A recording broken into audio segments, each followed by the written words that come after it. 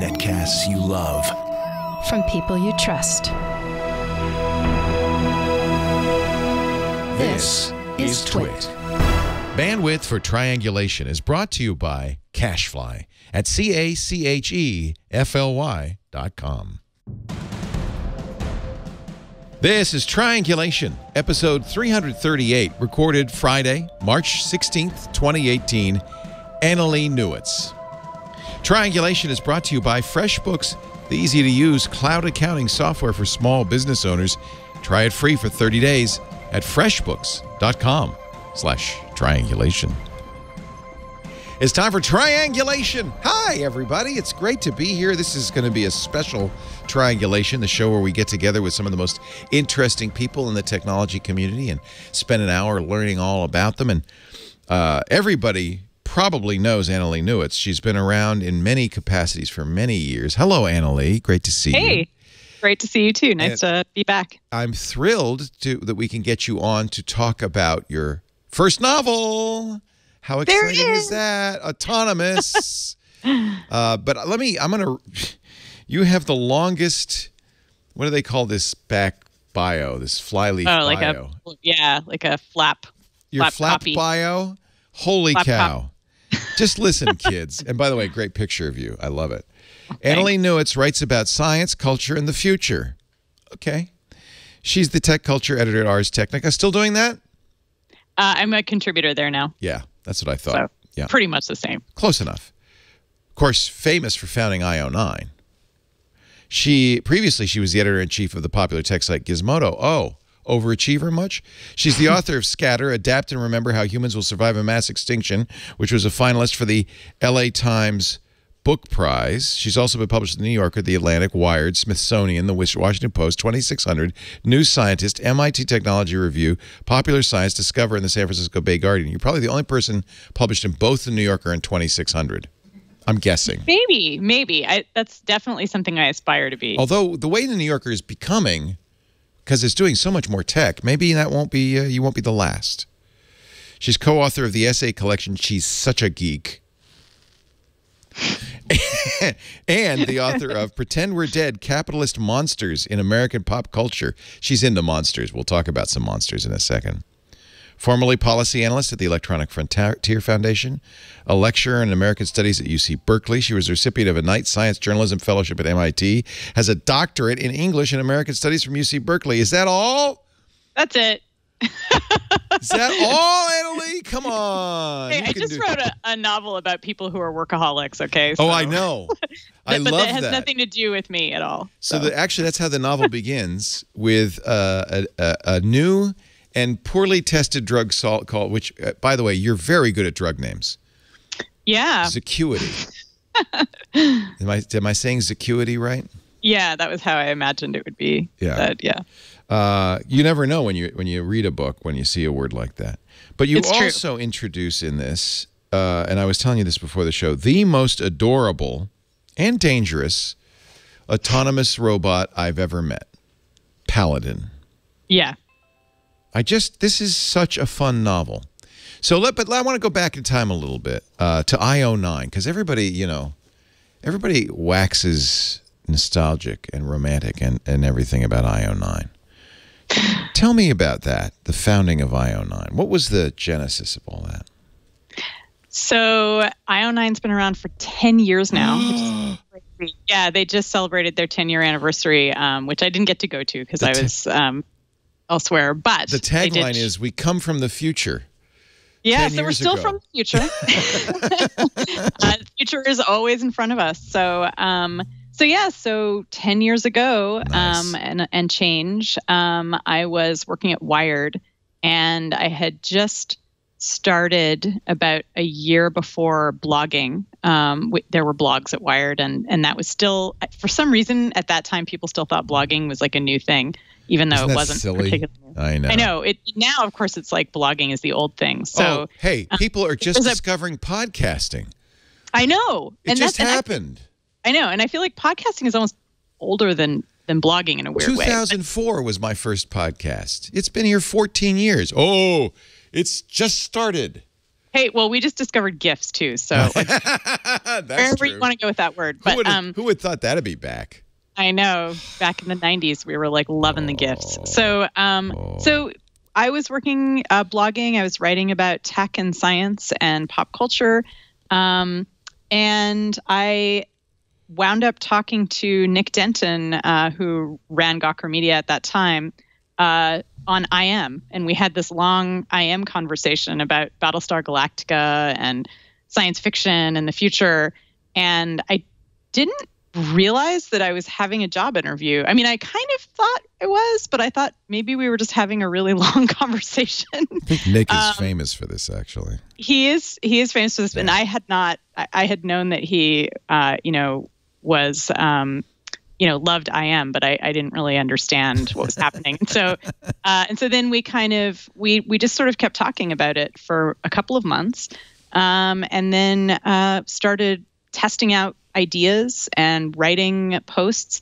And we wound up, and I hired a few people, and Charlie Jane Anders was one of my first people that I hired. And of course, she's gone on to be awesome and have a great career as a writer as well. And so we spent like 3 months blogging without anyone reading this blog other than like Nick and a few other people at Gawker. And, Nick would sometimes stop in and say like, this is all bad, all wrong, change everything. No.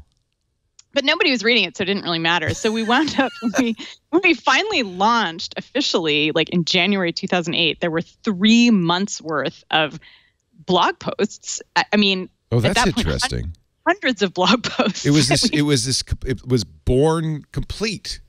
It was born complete. I would say a little misshapen, little Frankenstein monster situation going on there. Much like some of the characters in this book, which we'll get to. Yeah, for sure. And like many magazines, I think, as they sort of get started, right, they're kind of uneven and choppy. So when we launched, it was like this huge thing because people were like, holy crap, there's like a ton of stuff we can read. It's not just like a week's worth of blog posts. That was kind of inspired, actually. Yeah, it was. And actually, in retrospect, I felt like that was a really, really smart idea. And I don't know that Nick masterminded it so much as we just all kind of backed into it because we were all so excited to kind of play with ideas. So we launched, people liked it. And we were very surprised. And it was a super fun job for many years. I was there for 7-8 years. So and it's beloved. I didn't get enough. Yeah, I mean, we loved it. And so I think all of our love probably showed through. And, and it's still a fantastic site. In fact, I was just reading a post on there this morning. So, it's still... I'm still happy with what it's doing. So obviously you at a young age were there's so many things I want to talk to you about, but let's go back to you at a young age. Okay. You were fascinated by monsters and Frankensteins because I get that feeling, right? Because this is a constant thread throughout your stuff. It is actually. It's a constant thread in my work, and even when I was in graduate school back in the 20th century, I was writing about monsters. I was mostly just trying to figure out why I was obsessed with monsters. And so, when I was a kid, I loved giant monsters. I watched every frickin' Toho movie I could that aired like on Saturday mornings on TV, and so. Obviously as a kid, I liked Gamera, the giant flying turtle who protects kids, and Giant Robo, who protects Johnny Sacco. I still think about Giant Robo a lot because he or she or it, I'm not sure, had these hands that had each finger had a missile at the end of it. Yeah. And, Johnny Sacco could be like, tell the giant robot, like, get out your missile hands. And like each finger would be super deadly. And I just was like, that is what I want to be when I grow up. I want each of my fingers to be super deadly. So I became a writer. And that just, my interest in that continued throughout my life, really. And of course, I've since then explored monsters that weren't just giant size. But yeah, I really love that figure of the monster who kind of manages to become part of humanity or kind of forge alliances with humanity, or maybe fights a war with humanity because humans have rejected the monster. Oh. Those are the kinds of themes that I have often come back to.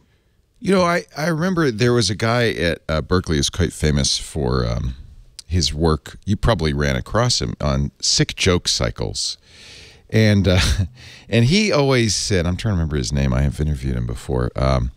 He always said that they represented Alan Dundas, that they represented a deep-rooted psyche, like a Freudian buried subconscious fear, but we couldn't talk about the fear, so we would joke about it. And I think that there's something going on with you and monsters. I'm just going to put that out there. And I'm just wondering, was that a way of handling your childhood fears, do you think? Or were you looking for a monster to take you off? Or was it just the rocket arms? I mean, the rocket arms were super badass. It's undeniable that monsters are aesthetically great. And that's I also, and I loved, monsters that had breath weapons and stuff. But I definitely think, there's a lot of really smart people who've thought about the fact that horror actually shares a lot with comedy. Yes. In that way. Actually, the comic book writer Gerard Jones has a great book called Killing Monsters, which is about exactly what you're talking about. Like, why do little kids identify with monsters? Is it something we should be worried about when kids identify with something that's, violent and scary? And I think that you're right, that it's a way that kids cope with being in a world where there's huge forces outside their control, forces that feel gigantic, right? Yes. And that you can't control them. You're at their mercy. And you have to imaginatively grapple with that. And I think, as we get older, that doesn't go away. I mean, maybe we have slightly different fantasies, but we still are at the mercy of humongous forces that we can't control. It's just that those aren't our parents and teachers. They are governments and workplaces and other institutions that order us around. And it often feels like we're powerless. It often feels like our entire lives are just like a click-through agreement where we somehow agreed without actually agreeing, or like someone kind of comes along and says, well, just by living, you've agreed to all of these rules. And I think for me, definitely the figure of the monster or the robot or the creature who doesn't fit into what we think of as the norm is a really interesting creature to use to explore all those problems and to explore that kind of the anxieties created by that, but also sometimes the pleasures. There's a lot of pleasures in being an outsider because you realize that some rules don't have to be followed, and maybe it's more fun not to. I think it's fascinating that your doctorate was on images of monsters, psychopaths, and capitalism. Yeah. So even then, you're thinking along those lines. And of course, we are facing the biggest monster of all coming up in the future, which is sentient machines. I thought you were going to say climate change, but sure. And well, there's quite a few. Okay. I mean, sentient machines are also scary. I just there's was like, lot, the biggest monster. What's the biggest monster? Okay. And nuclear war. In fact, I think those Japanese movies, those monster movies you loved so much, were very much about Godzilla was. I don't know about Rodan, but it was very much about nuclear war, really, right? It was, and some of them later are also about climate change, because Godzilla actually fights the smog monster, right, as you may recall. I do remember that. Although in those days, smog wasn't equated with climate change, but we've learned since then. Smog was just something that made you cough. Mm-hmm. So there are monsters. There are monsters all around us, and especially when we look at the future that we're headed into, I think there is a lot of things that go bump in the night, a lot of scary things ahead of us. So I find it fascinating that there's this continuity in your thought. Yeah, you're right. I mean, and actually, you're one of the first people to notice that. Well, I'm glad you came here to sit at my couch. Yeah.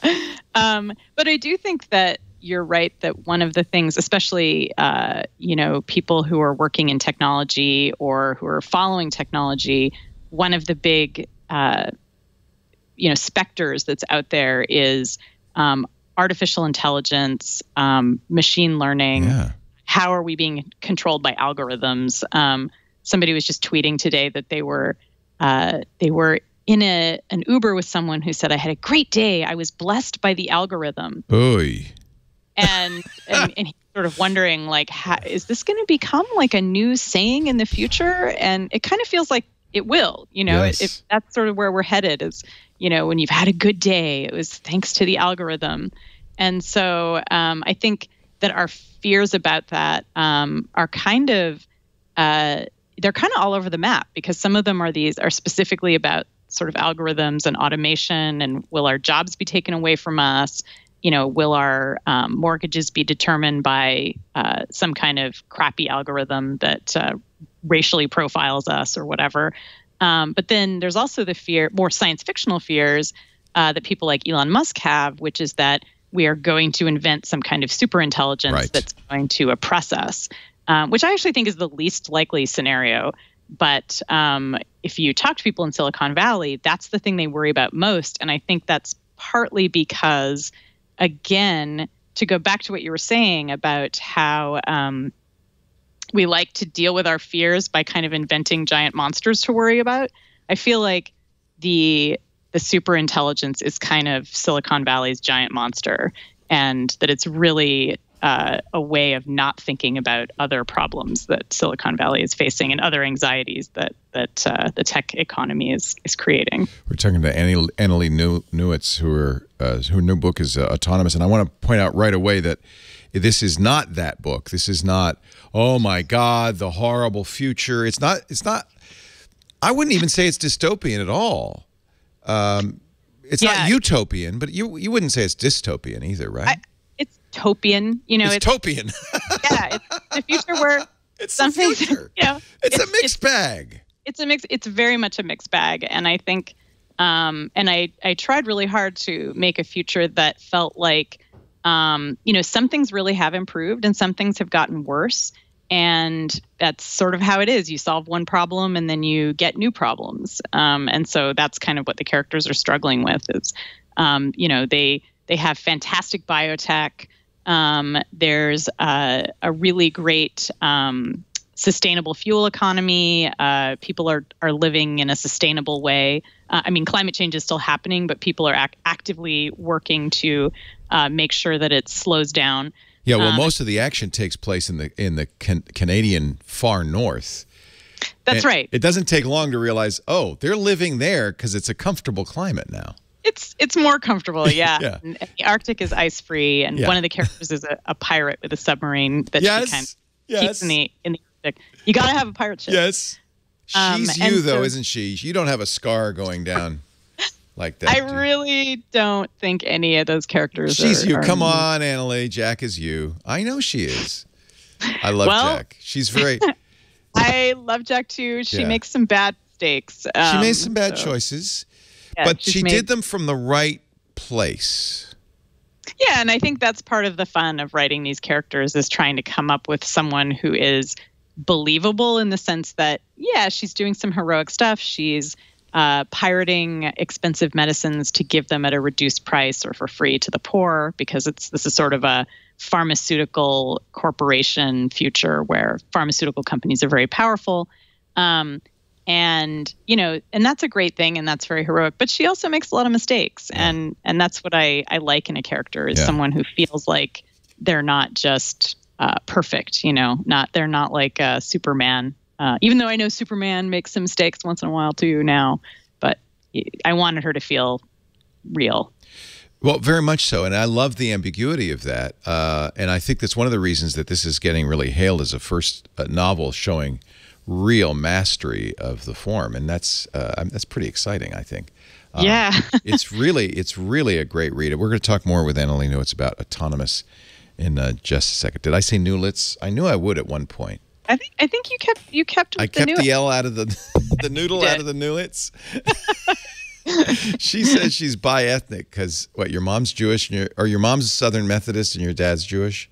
They were, and they certainly experienced it as a mixed marriage. Their families treated it that way, but I don't really use the term bi-ethnic very often. Oh, they do in Wikipedia only, right? Yeah, that's from an article that I wrote about 30 years ago, but that's okay. Hey, this stuff never dies, as you now know.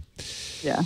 Annalee we'll be back with more of Annalee Newitz in just a second in her book Autonomous. Our show today brought to you by FreshBooks. If you are in a business for yourself, or if you have a small business, you know that the kind of the worst, at least it was for me, the worst part of the month was the 30th when I had to do invoices.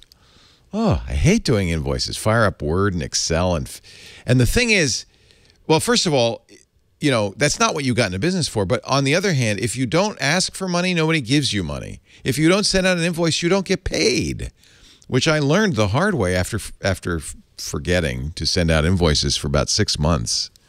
And I finally sent them, and they said, if you ever do this again, we won't pay you. You can't do this. You have to invoice us monthly. We don't. Okay.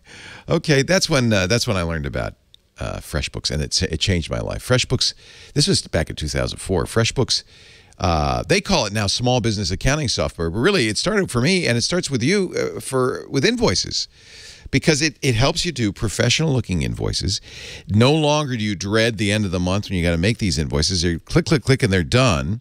In fact, you can even automate recurring invoices and things like that. But here's one of the things that's great. As soon as you sign up for FreshBooks, you could take credit cards immediately. You don't have to jump through any hoops. You do. And that means you can have in your invoice a button that says pay me. And as a result, because you can accept credit cards online, you'll get paid an average of 2 times faster. So easier for you and easier for clients. And you know what? Clients want to pay you. They don't like paying bills anymore. They like, you know this, than you like creating bills. So make it easy all around. You can set up recurring. In fact, if your client agrees, you can have it automated both directions, which is awesome. No more waiting in line at the bank with a stack of checks. You'll always know which invoices have been sent, which invoices have been paid. And here's the thing. You'll also know which invoices have been viewed. You can even have a notification that says, you know, you sent this a week ago, and no one's read it, or it's overdue, or et cetera, et cetera. FreshBooks really automates all the process that you have to go through. You see, I presume, unless you're an accountant and a bookkeeper, you didn't get into business because you like doing invoices. You're doing the other stuff. You just have to do the invoices, so why not do it right? And by the way, as a result of this, and incidentally, you could take pictures of they're on the screen if you're watching. You can see the iPhone app that taking a picture of the receipt for your expenses goes right into the invoice. In the process of all this, you're actually doing accounting without knowing it. FreshBooks, for the first time ever, as a freelancer, at least for me, I knew how much I had made. I knew if I was making a profit. A lot of times we don't know that till tax time, right? FreshBooks does it all kind of automatically, transparently. They're always adding new features too. Now you can create proposals with rich text content and images and customizable sections. You can bill for time and hours. There's a timer in the app and on the website. And not only can you have different prices for different clients, you can have different prices for different projects for different clients. It's multilingual, multi-currency. That's one of the reasons I used it. I was sending bills to Canada. They just added Spanish and Dutch as well for invoices, estimates, proposals. Take pictures of your receipts, upload them. FreshBooks does the rest. Payment schedules can be set up from the FreshBooks iOS app. You can see attachments on existing proposals. They've got push notifications of all kinds. Invoices, estimates, or proposals that haven't been viewed in 7 days, or when a client comments, or when an invoice becomes overdue. It is automating the most boring part of your job, but then it makes it the funnest part of your job, because then you get paid. Now, 10 million people using FreshBooks. I must have been one of the first. 10 million people use FreshBooks, and I want you to try it.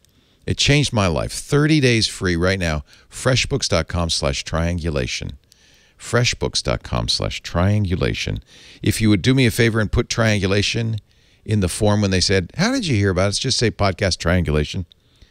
That way we'll get credit for it. FreshBooks.com/triangulation. I know so many people who've started using it, and we all bless it.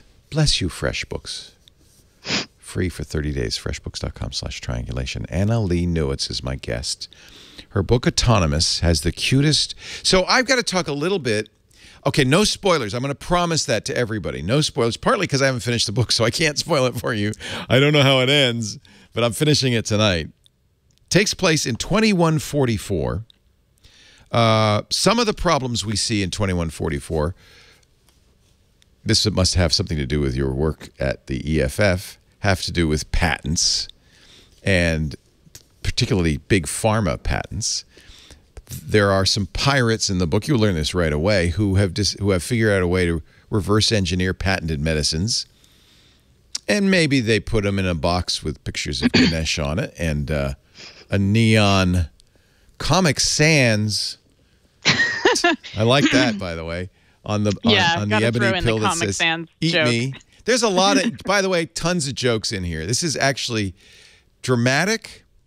It's as exciting as a little bit of some of the shootouts and stuff remind me of Demon a little bit, of Daniel Suarez's wonderful book. It has that excitement. It's political in the sense it makes you really think about stuff, and it's funny. So far one of the funniest moments is when our lovely robot, by the way, and I have to ask you, there's different entities in here, and I have to ask you what's what. But Paladin, who is, as far as I could tell, completely an autonomous robot. He's in a shooting situation, and he decides to allocate 80% of his brains to combat mode and 20% to continuing the research on what the word faggot means. And I thought that was he's confused. He's trying to figure out sexuality because combat robots are not taught about that. But he's kind of got feelings for this thing. Now, okay, so this is, okay. So Paladin is completely robot, right?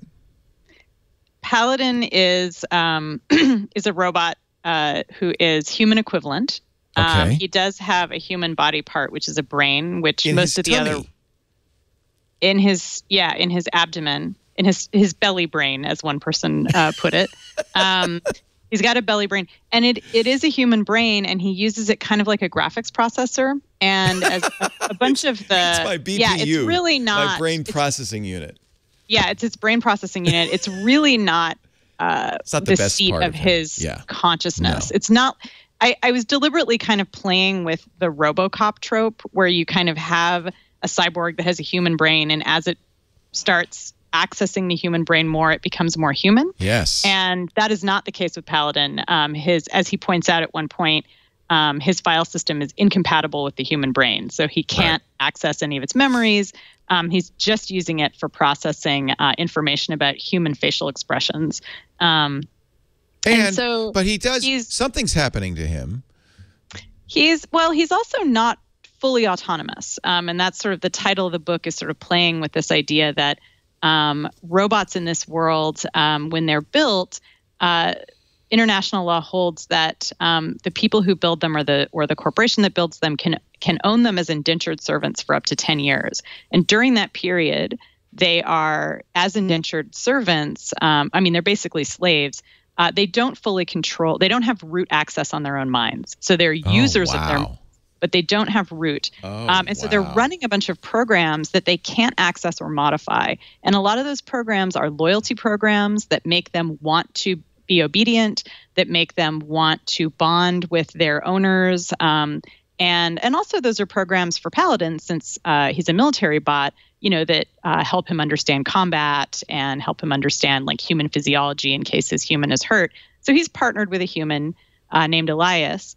And Elias kind of has, he's like you. He kind of thinks that Paladin is cute. He's attracted to Paladin, but he also can't cope with his feelings because he thinks of Paladin as a he, not for any reasons. I mean, Paladin doesn't care. Paladin's like, I don't have gender. Paladin's built for fighting, not loving. Right. So Paladin's like, okay. And Paladin's trying to figure out what's going on and says to Elias at one point, are we, like, is there something happening here? Are we having sex or something? And because Paladin doesn't really understand. And Elias has this very strong, he has a lot of internalized homophobia. And he just says, I'm not a faggot. Which very much confuses Paladin. Paladin's like, what the heck does that mean? What's that? And that's why Paladin is searching while he's crushing heads and fighting, why he's searching the future internet for what the heck does faggot mean? So that now you get, this is actually in a way, in a nutshell, this is the book in a nutshell. It is as if somebody really spent a lot of time, and obviously you have, like years, kind of thinking about And it's not like what this would look like, and it's not like anything you thought it might be. That's what I like about it, Annalee. You've thought deeply about this, and that makes it interesting and completely unpredictable. So much science fiction is the same old tropes repeated in new combinations. This is unique, and I love it for that reason. For instance, we're not completely clear about Elias's humanity because he seems to have the brain of somebody from a Warsaw doctor or something. There's something else going on in there, but not gonna go any further. He's a special agent, so there's a lot of and Paladin's trying to draw him out about this because he's trying to figure it out too. And there's also Paladin is searching for information about him, and of course, because the guy is actually a pretty good intelligence agent, there's a lot of fake information related to his name on the internet. And so my thought about that was just that, yeah, if you were going to be a really good intelligence agent, you would, in fact, make sure that, there would be, if someone went searching for your picture, for your face, for your gait, something about you, that they would just get a ton of bogus data. Ah, so that makes sense. Be able to separate the fake news from the real news about who that person was. So Elias is actually a fairly straightforward guy, I think, in a lot of ways. He's coping with a lot of the same same issues that men are coping with now. Right. Trying to understand, where he fits in, and he's come from a very poor family, and so he's had to he's been an outsider too. Paladin,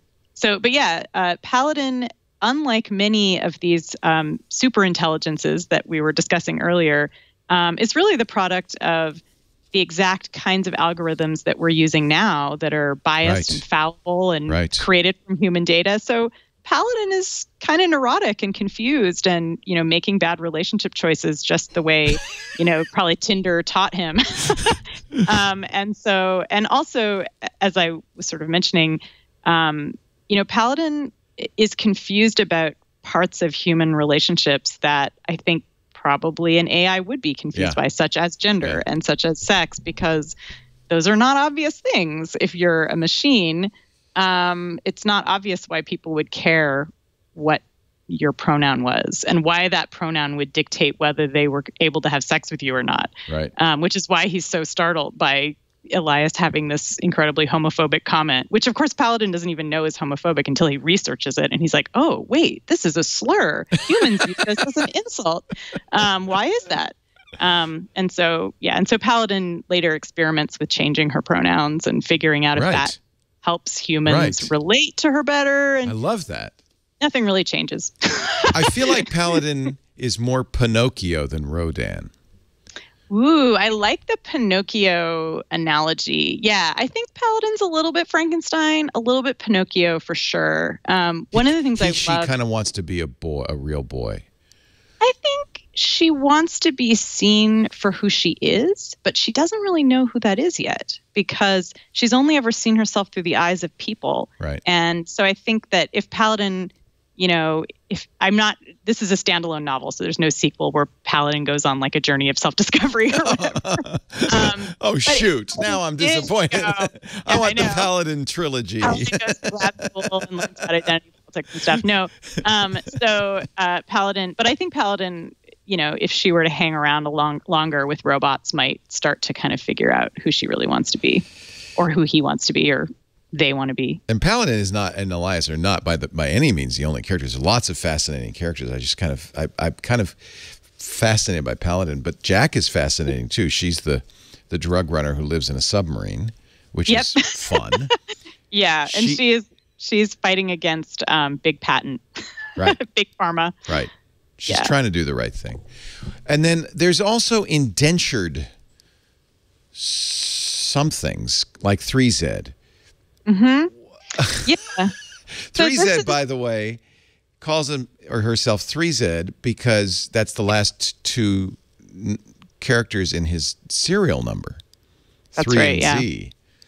He doesn't have a name. And yet, he seems kind of humanoid. I'm very confused. Maybe I'll by the end of the book I'll know. I don't know. Yeah, 3Z is someone that Jack meets on her adventures as a smuggler, and he's kind of hot. He is hot. Yeah, he's a human who's been indentured. Okay, so he is a human, and he has a chip in his arm. Mm-hmm. Why do humans become indentured in the future? So part of my idea was that, I think we can all understand why the robots might have become indentured, because there's this idea that it costs money to make them, and therefore someone should be allowed to own them, even though they have human rights. Well, that's what's kind of interesting, is you would just assume, no, they're machines. Why should they have human rights? But you've actually said, no, the law is going to say they're going to be emancipated.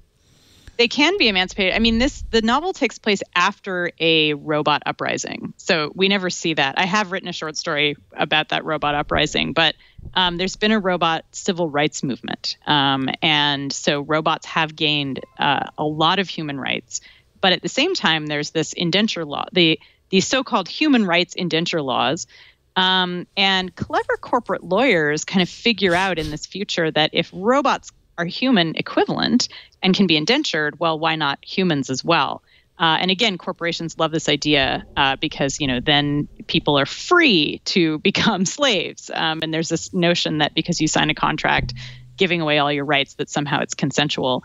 And so this is a future where, slavery is basically a cornerstone of the global economy. And it's partly an unexpected outcome of automation.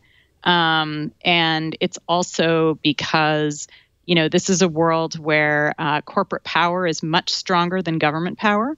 And so cities and basically municipalities are kind of run like corporations. And if you don't have the money to live in a city, you have to basically sell yourself to a company or to some other institution.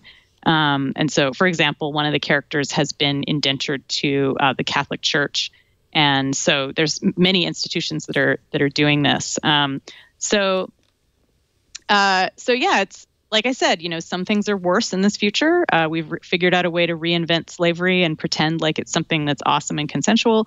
But at the same time, there have been incredible advances in medicine and incredible advances in environmental science, and so the world is improving in some ways, and it's also sliding backward in some ways. And so that was part of, my thought experiment was, how do you think about ways in which history is kind of uneven like that?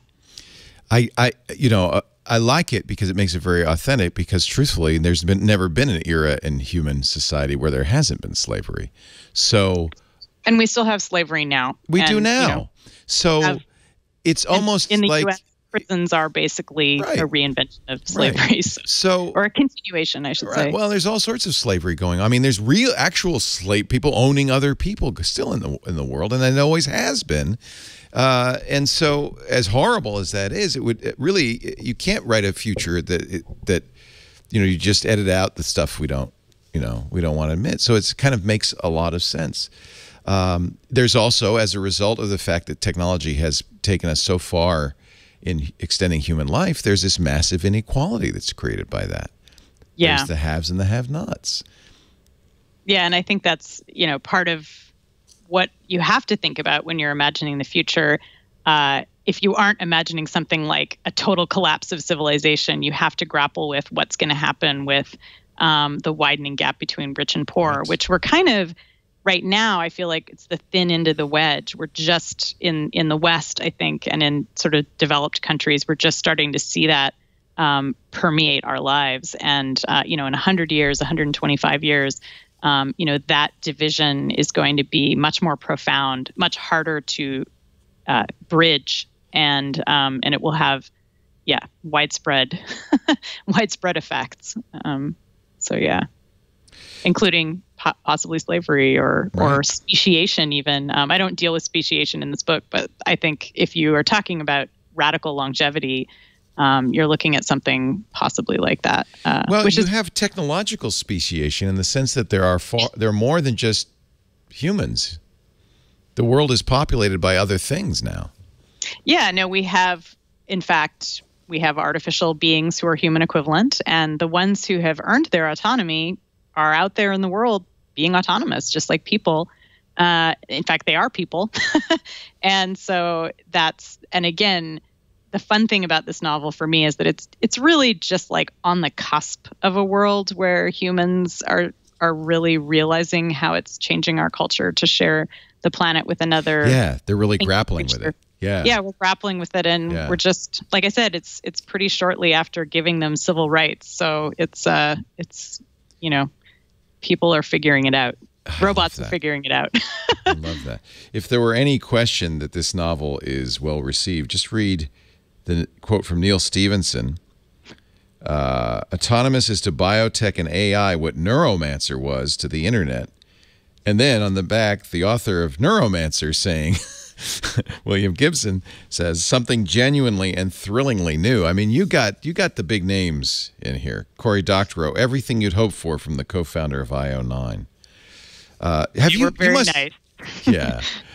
You must have spent, it feels like you spent a long time thinking about this novel, that it didn't just, you didn't just sit down last November during NaNoWriMo and crank it out. I wish I had. I wish I could write that fast. That would be awesome. No, I was thinking about it for a long time, and it was definitely a classic situation where I wrote a terrible, sad draft that was genuinely awful, and set it aside for a couple of years. And and then while that was cooking or not cooking, I wrote Scatter, Adapt, and Remember, and so I had another book under my belt by the time Tor Books, which published it, contacted me and asked me if I had anything. And I said, yeah, I do, but it's really terrible. So I went back and revised it, and it turned it into something that wasn't terrible. And so, yeah, I mean, the whole process of working on it took place over about 4 or 5 years. So with a big break in the middle. And I think, thankfully I had that break because it really gave me a lot of perspective and just understanding of how to put a book together. So it was really valuable. I think it also benefited from it because it feels like a very rich tapestry. There's a lot of threads, and it's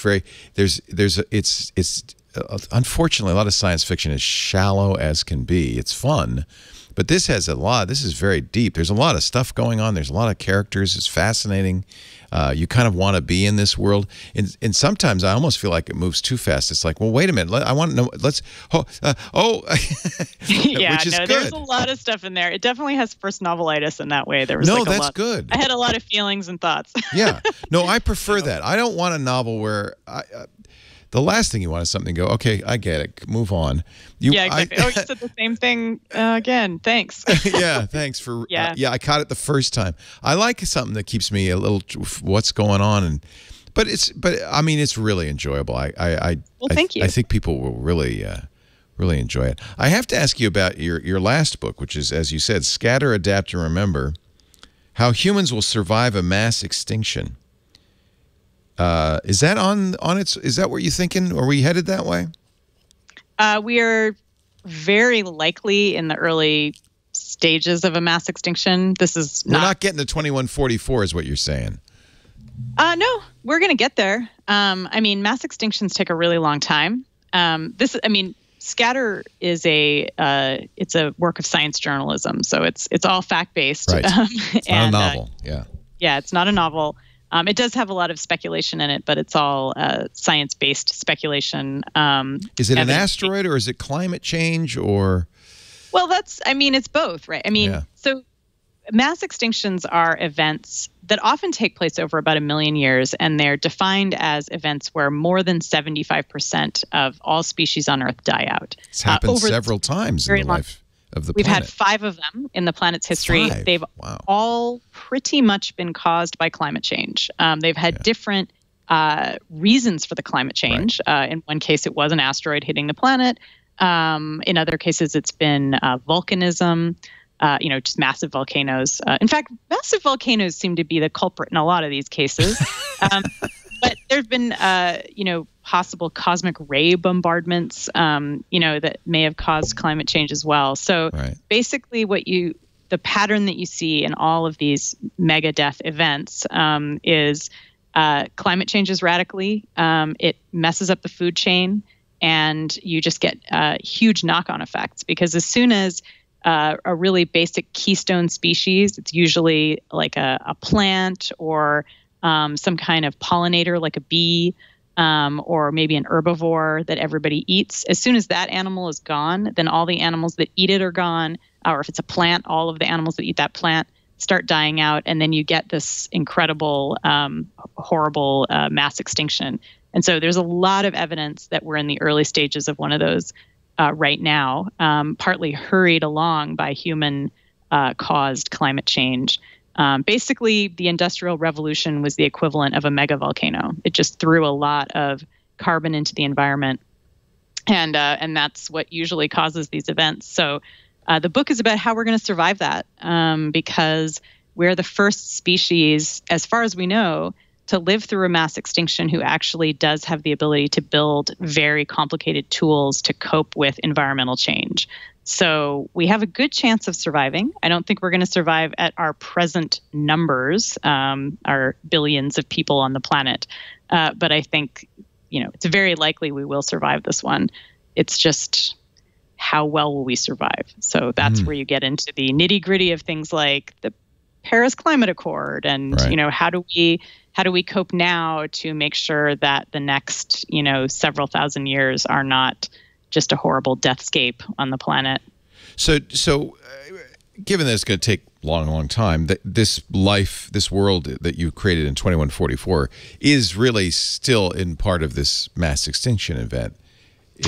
And you can't turn it around. I mean, even though the characters in this book, or in the world in this book, has really, in some ways wildly, improbably switched over to all sustainable fuels and renewables, and they're building with,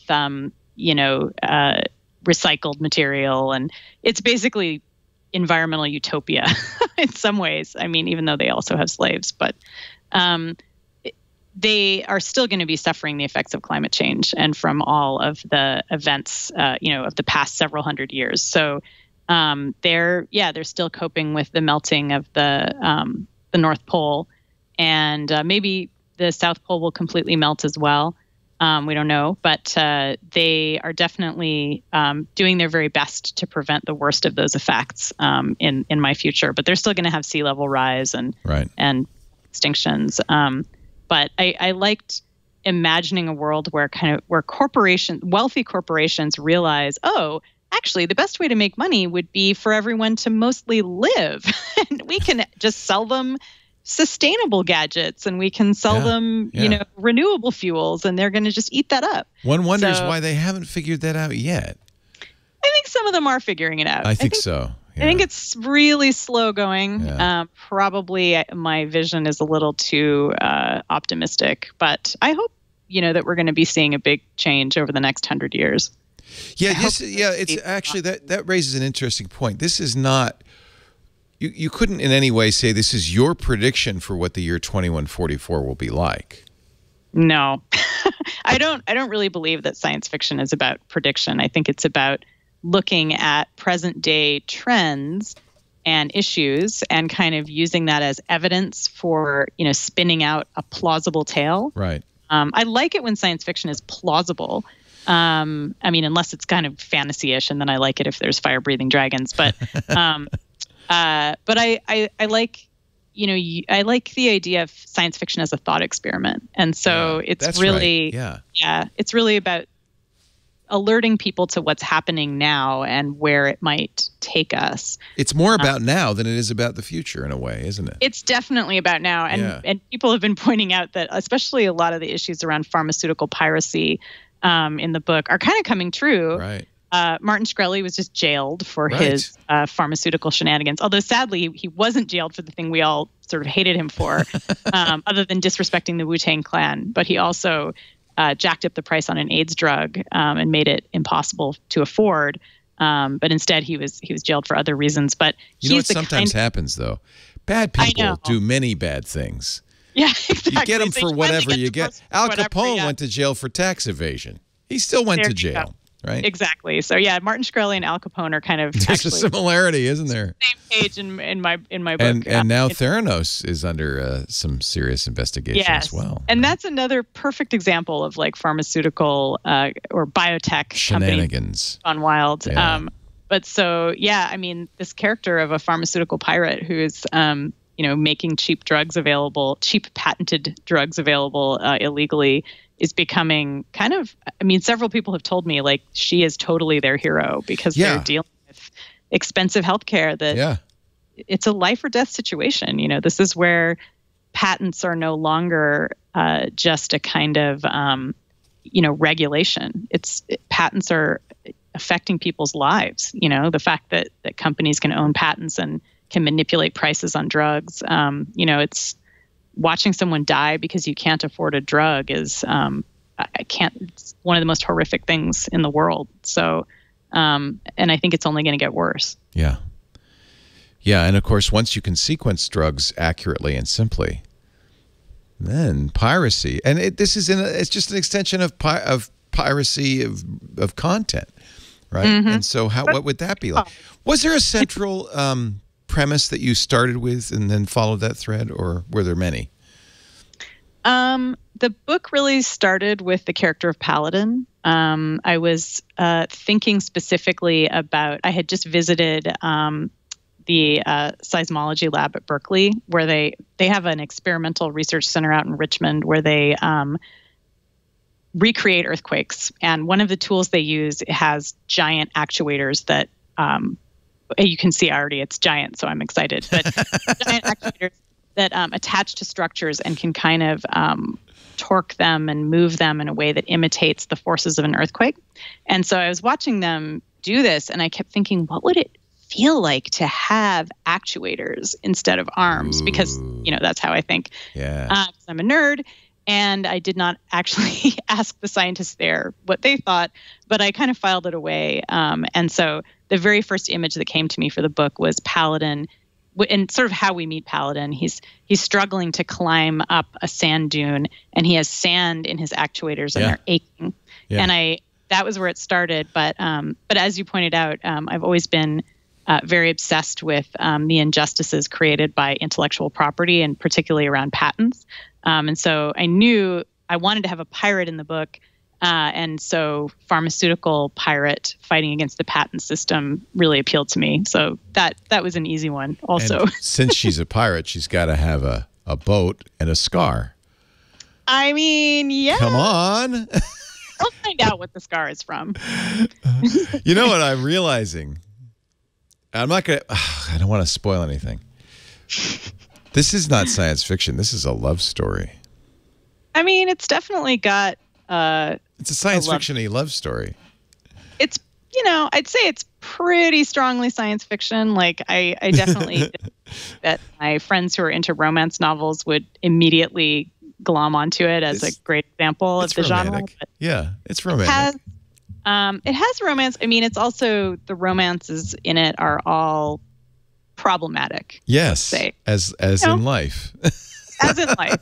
So, yeah. But I don't. Yeah, there's a happy ending. So there's that romance. Yeah, they almost literally go off in the sunset. Yeah. That's not really. I mean, it's not a spoiler. It's not really a spoiler to say it has a kind of a happy ending. It has a. Actually, that's good. Sometimes I want to know before I finish a book. This better have a happy ending. Me too. Yeah, I'm pretty dedicated to the idea of happy endings. I don't ever have like the super happy ending of like. No, it's not a sappy happy ending. Yeah, but I'm working on a new novel now, and I had already decided going into it. I was like, yep, this is going to have a happy, hopeful ending. So, good. Bad stuff happen, but. No, I kind of like that. And I almost don't even want to say that because people go, oh, it's a happy ending. No. This is, believe me, it's not. It's bittersweet. Yeah. There's a lot going on in between A and B. So, okay, you already answered my next question, which is fiction or nonfiction. It sounds like you've turned to the. I know I am bi in that sense. I am doing both nonfiction and fiction. So this year, I am devoting most of my time to writing 2 books, one of which is another novel for Tor, which is about time travel. And I was just working on it right before I talked to you. And I'm also working on a book for Norton about archaeology and ancient lost cities. And wow. That's pretty timely with the LiDAR searching the Central American canopy and finding like New York City under there. Yeah. And that was not surprising, by the way, to archaeologists because it was pretty well understood that there had been a lot of people there. So, yeah, I actually a big part of the book, I will be talking to a couple of archaeologists, or I have talked to, and I will be writing about a couple of archaeologists who did LiDAR work at Angkor in Cambodia. And a similar kind of discovery was made where it had long been believed that there were about 1 million people there, back in like the 11th century. And it had not been completely proven, but then they were able to discover a city grid that definitely supported at least 1 million people. So that makes Angkor the biggest city in the world at that time. So pretty awesome city. Isn't that amazing? Yeah, and it went through incredible transformations and is now very, very tiny. So it's such an interesting question. What makes a city transform from a village into this huge conglomeration of people or agglomeration of people, and then return to kind of tiny villages again. So that's kind of what the book is about, is not just Angkor, but there's a couple other cities too. And so I'm really excited about it. So I wonder if there's is there a editorial wall between your fiction and nonfiction, or is this going to inform your fiction? Or there's a strong wall. It sounds like you've compartmentalized it a little bit. Yeah, I mean, it's funny because I'm writing a novel about time travel and then a nonfiction book about ancient cities. So they're definitely both dealing with time and with how the ancient world is still affecting us today.